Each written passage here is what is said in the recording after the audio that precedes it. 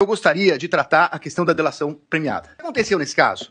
Ele falou, segundo a Polícia Federal, ele mentiu, omitiu e se contradisse. E então, há uma audiência para que ele tivesse oportunidade de se corrigir. Mas aí, com todo respeito, há uma inversão. Porque, na verdade, não é o Estado que foi buscar as palavras de corroboração dele.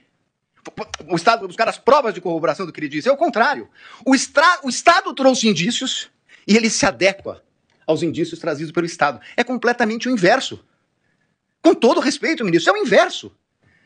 O delator tem que falar e o Estado tem que trazer as provas para condenar alguém.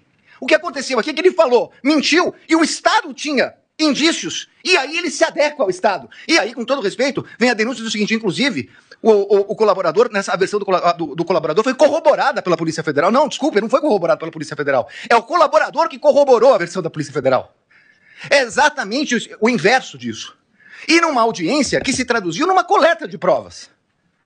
E essa é a insurgência da defesa. Porque nesse momento, essa coleta só poderia ser feita, com todo respeito, pelo procurador, pela polícia e não pelo Poder Judiciário. Então, senhores ministros, para terminar, eu quero dizer o seguinte. Eu entendo a gravidade de tudo o que aconteceu no 8 de janeiro. Mas não é possível que se queira imputar a responsabilidade ao presidente da República ou colocando como líder de uma organização criminosa quando ele não participou dessa questão do 8 de janeiro. Pelo contrário, ele a repudiou.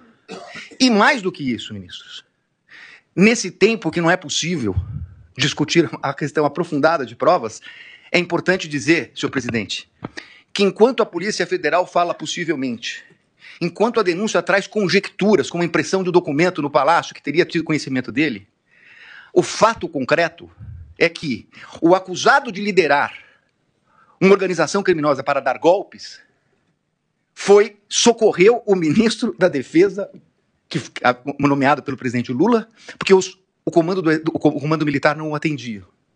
Foi o presidente que determinou a transição. Foi o presidente que determinou que eles atendessem o ministro da Defesa que assumiu em 1º de janeiro. Portanto, encerrando, ministro, não é possível que se queira dizer que é compatível com uma tentativa de golpe com o uso do comando militar quando o presidente da República autoriza a transmissão do poderio limitar no começo de dezembro. No começo de dezembro, antes da data do dia 15, antes da data do dia 11. E, portanto, senhores ministros, eu ratifico as nulidades que foram colocadas na minha peça, apreciada por Vossa Excelência, e peço a rejeição da denúncia e agradeço pela atenção. Muito obrigado, senhor presidente.